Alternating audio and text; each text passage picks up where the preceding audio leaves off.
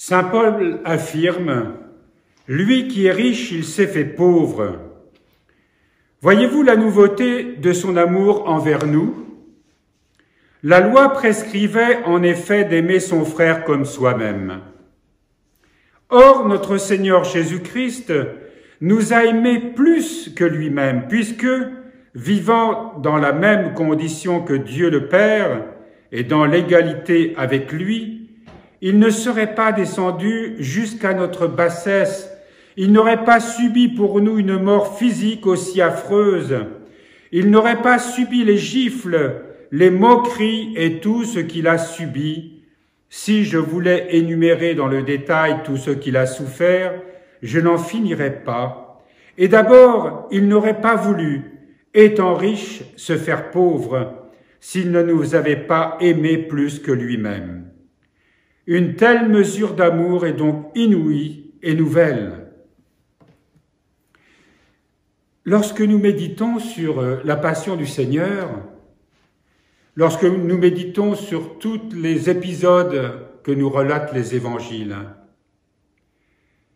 nous voyons non pas un homme, non pas un prophète, non pas un Dieu tout-puissant, mais un Dieu d'amour qui se fait le plus pauvre et le plus petit d'entre nous. Le plus pauvre et le plus petit d'entre nous. Il se fait l'esclave, le serviteur de tous.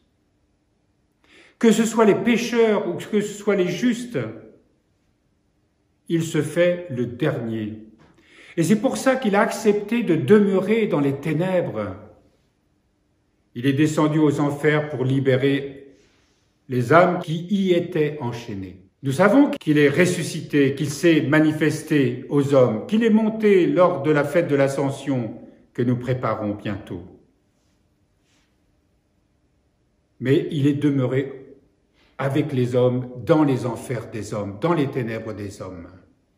Il y a là un mystère d'amour, malgré toutes nos trahisons, malgré nos ingratitudes, malgré tout ce qu'il nous accorde sans cesse. Tel le Fils prodigue, il nous accueille comme si c'était la première fois. Il nous accueille toujours avec le même amour, inconditionnel. Il s'agit là bien évidemment d'un amour inconditionnel.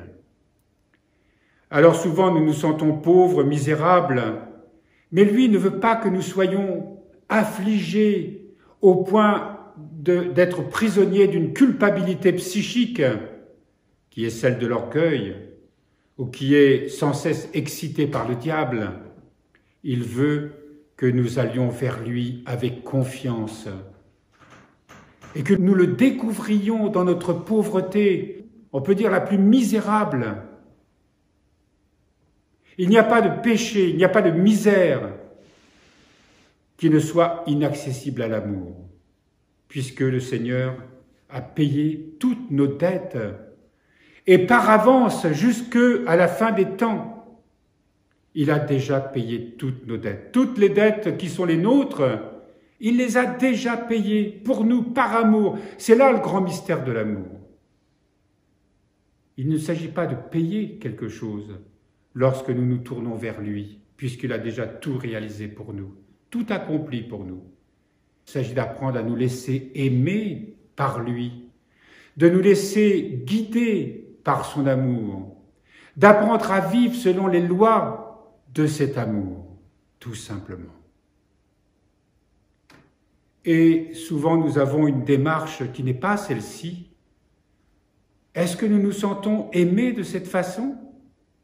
Demandons-lui cette grâce de nous faire ressentir l'amour dont il nous aime, pour que nous ayons envie de suivre cet amour, de nous laisser saisir par lui, et de ne pas craindre nos misères, nos pauvretés, nos péchés multiples. Toute cette incapacité qui nous habite et quelquefois qui nous désespère, c'est parce que nous ne savons pas à quel point nous sommes aimés. Alors peut-être en ce jour où nous méditons sur le commandement nouveau, faisons-lui cette prière. Seigneur, révèle-moi ton amour.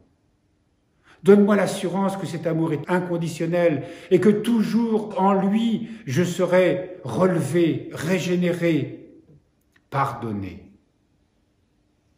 Le pardon de Dieu nous est accordé infiniment, à condition qu'on se tourne vers lui, bien sûr.